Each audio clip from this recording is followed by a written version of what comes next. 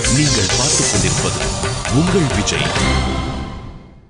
Welcome to நடந்தது என்ன. அனைவருக்கும் கோபிநாத்தின் அன்பு வணக்கம்.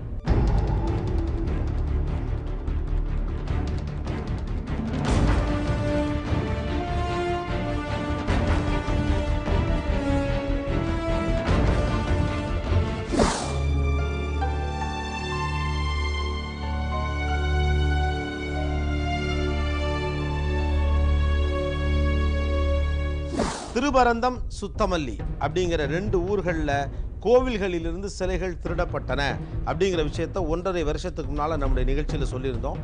அதை நம்ம சொல்லும் போதே இந்த சிலைகள் திருடப்படுவதன் பின்னணியில் ஒரு இன்டர்நேஷனல் நெட்வொர்க் எப்பொழுதுமே இருக்கும் அப்படிங்கிற விஷயத்தையும் பதிவு பண்ணியிருந்தோம். 2006ஆம் ஆண்டு அரியலூர் மாவட்டத்தில் இருக்கிற கோவில்களில் கடத்தப்பட்ட 18 சிலைகளுக்கான தடயம் 2012ஆம் ஆண்டு ஜெர்மனியில கைது செய்யப்பட்ட சுபாஷ் சந்திர கபூர் மூலம் முடிவுக்கு வந்திருக்கு.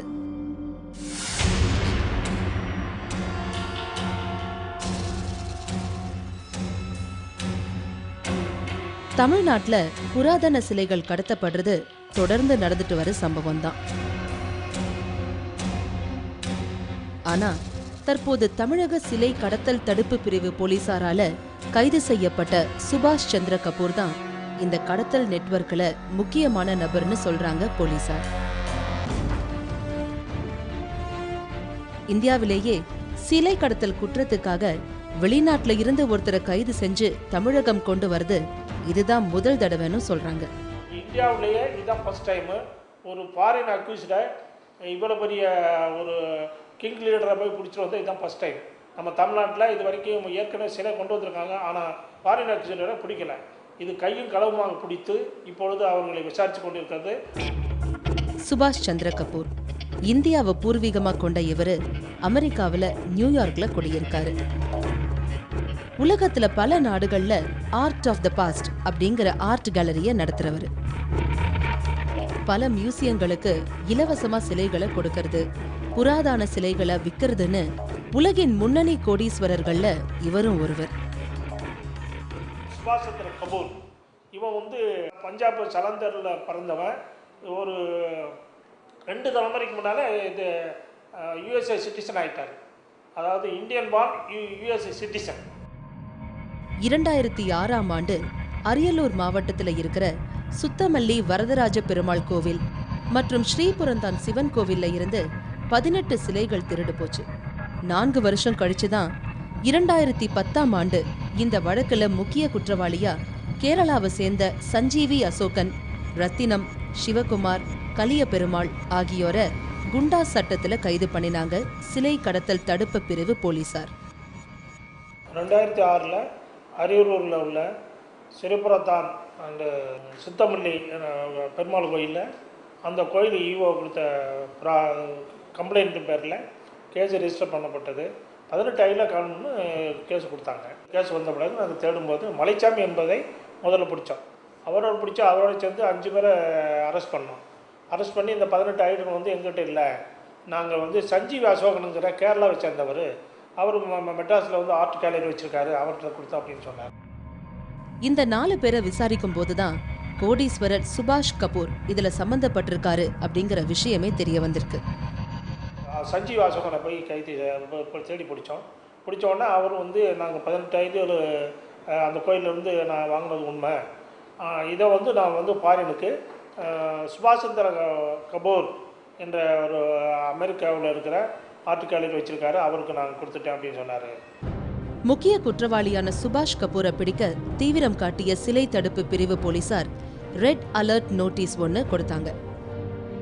அதன் விளைவா கடந்த ஆண்டு அக்டோபர் மாசம் ஜெர்மனியில கைது செய்யப்பட்டாரு சுபாஷ் சந்திர கபூர். சுபாஷ் சந்திர கபூர் என்பவர் உலக நாடுகளில் பெரிய சிலை திருட்டு கதாநாயகராக இருந்திருக்காரு.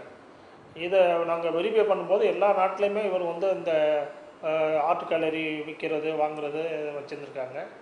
இவரை பிடிக்க முடியல.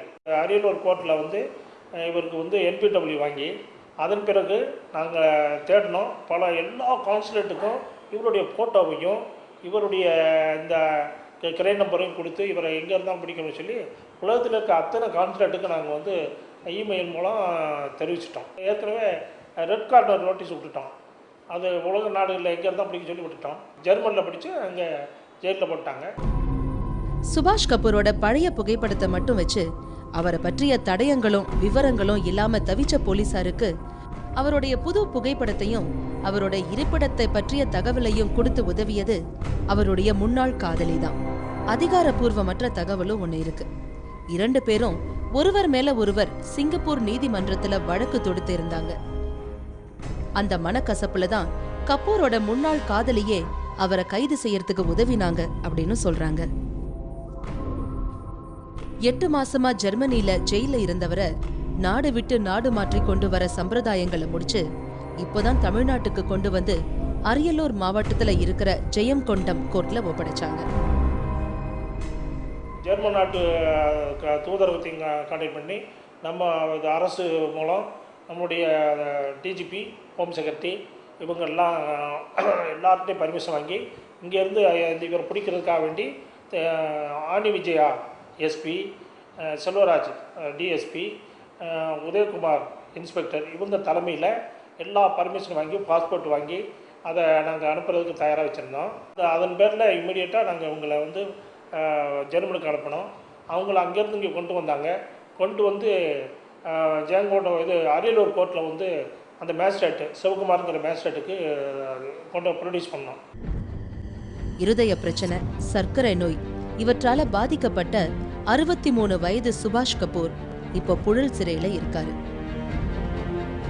இந்த வழக்குல குற்றம் சாட்டப்பட்டவர்களோட தரப்ப நம்மால அறிய முடியல. நம்ம ஊரு பாழடைஞ்ச கோவில்ல இருக்கிற ஐம்பொன் சிலைகளுக்கு வெளிநாடுகள்ல ஆன்டிக் வேல்யூன்னு சொல்லப்படுற புராதன மதிப்பு காரணமா மிகப்பெரிய மார்க்கெட் இருக்கு. ஆர்ட் கேலரி நடத்திட்டு வர சுபாஷ் சந்திர கபூர் தனக்கு தேவையான புராதன சிலைகளை கடத்துறதுக்கு கேரளாவை சேர்ந்த சஞ்சீவி அசோகனை கூட்டு சேர்த்ததாகவும் சொல்றாங்க. இதுக்காக அவருக்கு சில கோடிகள் வர பணம் கொடுக்கப்பட்டதாகவும் சொல்றாங்க காவல்துறையினர். சஞ்சீவி அசோகன் சிலை கடத்துறதுக்காக சில லட்சங்களை கொடுத்து ரத்தினம், சிவகுமார், கலிய பெருமாள் உள்ளிட்டவர்களை சேர்த்துக்கிட்டு சிலை கடத்துற நெட்வொர்க்கை தொடங்கியதாகவும் போலீஸ் விசாரணையில தெரிய வந்திருக்கு.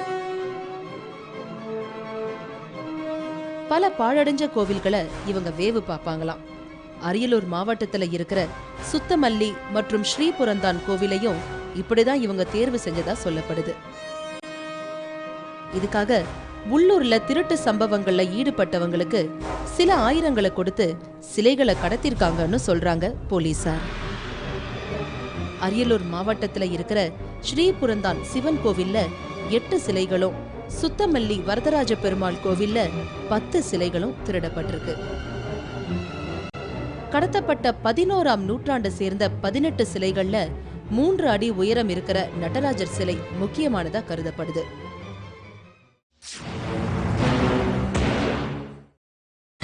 நீங்கள் பார்த்துக் கொண்டிருப்பது உங்கள் விஜய்.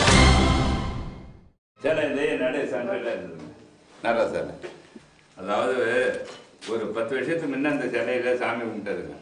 பெரிய சிலை நல்லா சிலை நடுப்புற இருந்தது. பக்கத்தில் 7-8 சிலை இருந்தது, சின்ன சிலை.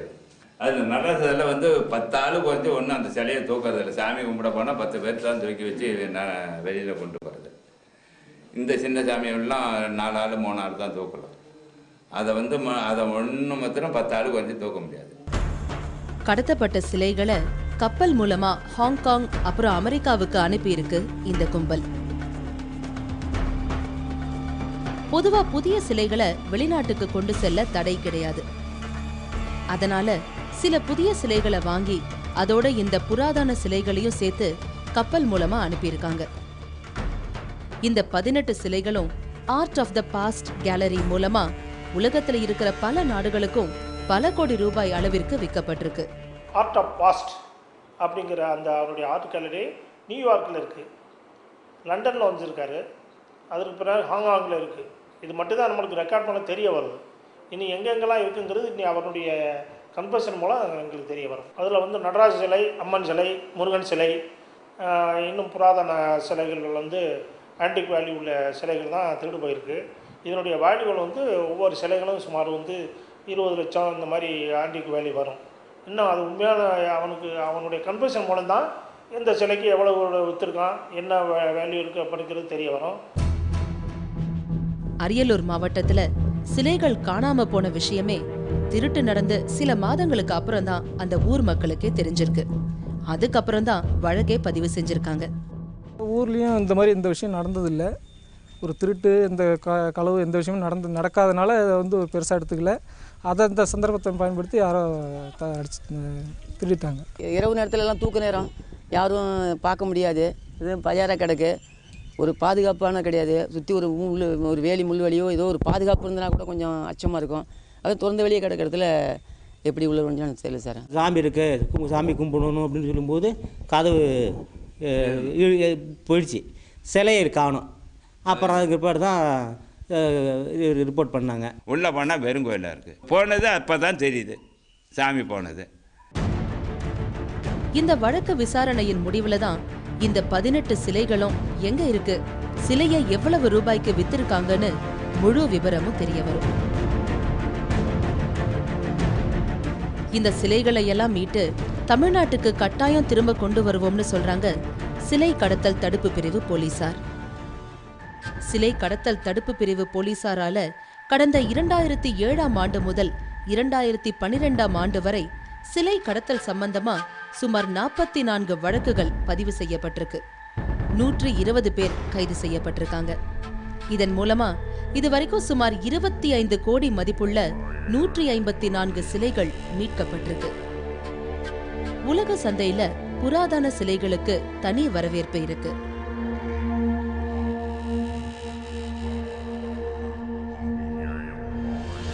சுபாஷ் கபூர் மாதிரியான மற்ற பெருந்தலைகளோ அகப்பட்டா கடந்த 50 வருஷங்களா திருடப்பட்ட நிறைய சிலைகள் திரும்ப கிடைக்க வாய்ப்பு இருக்கு. அதோட கடத்தல் நெட்வொர்க் முடங்கி போகவும் சிலை கடத்தல் குறையவும் செய்யலாம்.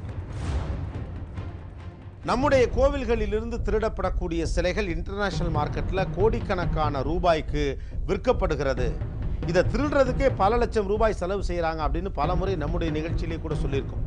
இப்போ சுபாஷ் சந்திர கபூர்னுடைய கைது அந்த விஷயங்களை உறுதி செய்திருக்கிறது. இந்த அளவுக்கு நிலைமை இருக்கிறப்போ இன்னைக்கும் கூட இப்படி மதிப்பு மிக்க ஐம்பொன் சிலைகள் உள்ளிட்ட பல சிலைகள் நம்முடைய கோவில்களில் கேட்பாரற்று கவனிப்பாரற்று பாதுகாப்பற்று கிடக்கிறது அப்படிங்கிறதான் நம் கண் முன்னால் நிற்கக்கூடிய உண்மை. ஈரோட்டை சேர்ந்தவங்க ஜெயா. 2 பெண் குழந்தைகளுக்கு தாயான இவங்க சமீபத்துல ஈரோடு மாவட்ட ஆட்சியர்கிட்ட ஒரு மனு கொடுத்தாங்க. தன்னோட மூத்த மகளை கருணை கொலை செய்யணும்னு ஜெயா கொடுத்த மனு தமிழகத்துல சலசலப்பை ஏற்படுத்தியது.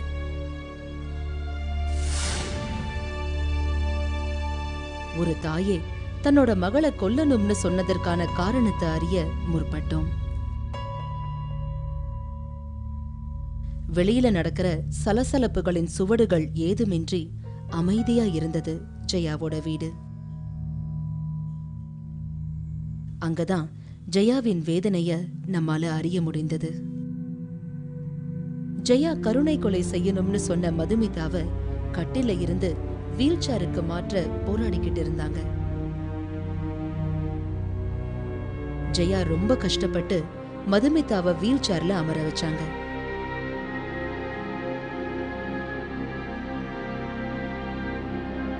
பதினான்கு வயசானாலும் ஒரு குழந்தைய போல இருந்தாங்க மதுமிதா. வெகுளித்தனமா அங்கும் எங்கும் பார்த்துக்கிட்டு இருந்தாங்க.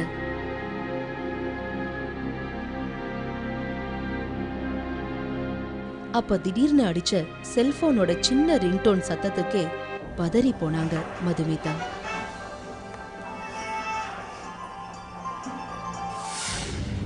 என்ன நிகழ்ந்ததுன்னு கூட அறிய முடியாம வெறித்து போயிருந்த மதுமிதாவை பார்த்தா மனசே இளகி போகும். தறி நெய்கிற வேலை செய்யற கணவர் அழகரின் குறைவான வருமானத்துல எளிமையான வாழ்க்கை வாழற ஜெயாவுக்கு திருமணமான மறு வருடமே பிறந்திருக்காங்க மதுமிதா. பிறக்கும் போதே மன வளர்ச்சி குறைபாடோட இருந்திருக்காங்க. பிறந்த குறை மாதம் தான் பாப்பா பிறந்துச்சு. 8 மாதத்தில் பிறந்தது. மூளை வளர்ச்சி கம்மி பாப்பாவுக்கு. அப்போ ஜாண்டிஸ் வந்ததுனால இன்குபேட்டர் வச்சுருந்தோம் பாப்பா 3 மாதம். மஞ்சக்காம வந்ததுனால அப்படியே இருந்தால் பாப்பா ஒன்றுமே மூளை வளர்ச்சி கம்மிங்கிறனால நடக்காது, பேச ஒன்றுமே செய்யாது. குப்பரை உழுவுல தவளில் ஒன்றும் செய்யாது பாப்பா, அப்படியே தான் இருக்கும். அப்புறம் மதுரையில் ட்ரீட்மெண்ட் வச்சு பார்த்தோம், காரைக்குடியில் இருந்துச்சு, திருச்சியில் வச்சு பார்த்தோம் பாப்பா குட்டியை. அப்படியே இருந்துச்சு. அப்புறம் ட்ரீட்மெண்ட் இங்கே வந்தோம், நம்ம வீட்டுக்கு வந்தோம். இங்கே ஈரோடு வந்து பார்த்தோம். இப்படி தான் இருக்கும் அப்படின்னு சொல்லிட்டாங்க. மதுமிதாவுக்கு பல்வேறு சிகிச்சைகளும் செஞ்சு பார்த்தும் எதுவுமே பலனளிக்காமல் போக அவரை தன்னோடவே வச்சு பாதுகாத்திருக்காங்க ஜெயா. மதுமிதாவை பாசமா வளர்த்திருக்காங்க. அப்படி மதுமிதா மேல அன்பா இருந்த ஜெயாவே அவளை கருணை கொலை செய்ய முடிவெடுத்தது பலருக்கு அதிர்ச்சியை ஏற்படுத்தியிருக்கு. அது பற்றி ஜெயா கிட்ட கேட்டப்ப சோகத்தோடு பேசினாங்க ஜெயா. ஏன் இப்படி செஞ்சேன்னு நான் ரொம்ப சிரமப்படுது, மனசே ரொம்ப கஷ்டமாக இருந்துச்சு. அதனால தான் வேறு என் பிள்ளைய செய்யணும்னு நினச்சி சின்ன வயசே செஞ்சுருக்கலாம், இவனால பண்ணியிருக்க மாட்டேன்.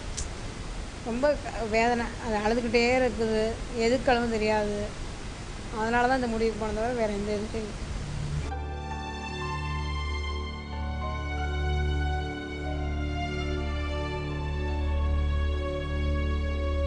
மகளை கருணை கொலை செய்யணும்னு மனு கொடுத்த ஜெயாவை சமாதானப்படுத்திய மாவட்ட ஆட்சியர் ஜெயாவின் குடும்பத்துக்கும் மதுமிதாவின் மருத்துவத்துக்கும் உதவுறதா சொல்லிருக்காங்க. பல விமர்சனங்களால இப்போது தன்னோட செயலுக்காக வருந்துறாங்க ஜெயா. கஷ்டமாக தாங்க இருக்கும் மனசு எனக்கு. நம்ம செய்யறது தப்பு, செஞ்சது தப்பு தான்.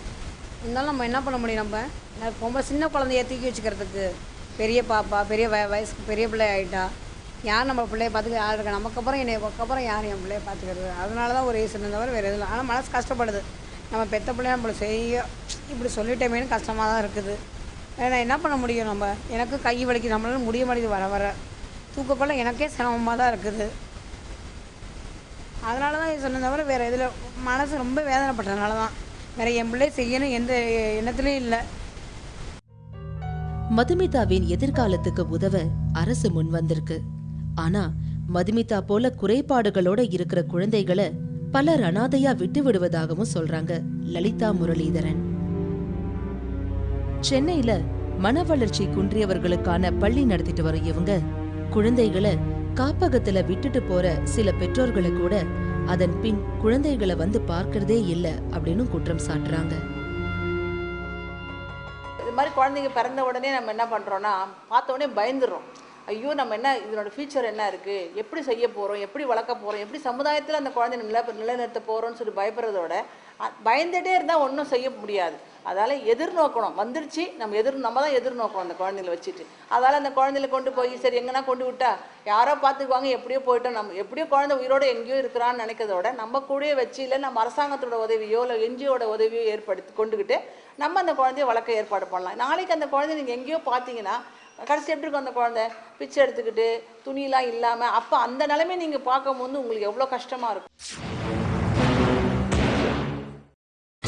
நீங்கள் பார்த்துக் கொண்டிருப்பது உங்கள் விஜய். ஸ்பெஷல் சில்ட்ரன்களை வீட்டுக்குள்ள வச்சிருக்காம அவங்களுக்கு போதிய பயிற்சி கொடுத்தா அவங்க கிட்ட நிறைய மாற்றத்தை ஏற்படுத்தலாம்னு சொல்ற லலிதா, மக்கள் கிட்ட இது பற்றிய போதிய விழிப்புணர்வு இல்லை அப்படிங்கிற வலுவான குற்றச்சாட்டை முன் வைக்கிறாங்க. முதல்லலாம் அந்த குழந்தைங்களை வந்து பெற்றோர்களே வச்சுருந்தாங்க. இப்போ வந்து காசு கொடுத்த உடனே எந்த ஒரு ஸ்கூலில் கொண்டு போய் விட்டால் அவங்களோட பொறுப்புணர்ச்சி எல்லாமே அந்த ஒரு நிர்வாகம் வந்து பொறுப்பெடுத்துக்கும்னு நினச்சிட்டு இருக்காங்க. அப்படிலாம் கிடையாது. பேரண்ட்ஸோட இன்வால்மெண்ட் இருந்தால் மட்டும்தான் குழந்தைங்களுக்கு இம்ப்ரூவ்மெண்ட்டு அதிகமாக கிடைக்கும். அப்புறம் பின்னால் அந்த குழந்தைங்களை வந்து ஸ்கூல்லேருந்து கொண்டு வீட்டில் விடும்போது பேரண்ட்ஸாக கஷ்டப்படுவாங்க. அதை வச்சு உங்களை குழந்தைங்களை வச்சுக்கிட்டு. சில குழந்தைங்களுக்கு வந்து பாட்டில் இன்ட்ரெஸ்ட் இருக்கும், பாடுவாங்க. சில குழந்தைங்க வரையதில் இன்ட்ரெஸ்ட் இருக்கும், வரைவாங்க. சில வந்து இன்ஸ்ட்ருமெண்ட் லைக் இந்த மாதிரி இந்த வீணை வாசிக்கிறது, இல்லைன்னா தபலா வாசிக்கிறது, இல்லைன்னா ஏதோ ஒரு இடத்துல அவங்க இன்ட்ரெஸ்ட் இருப்பாங்க, கீபோர்டு வாசிக்கல இன்ட்ரெஸ்ட் இருப்பாங்க.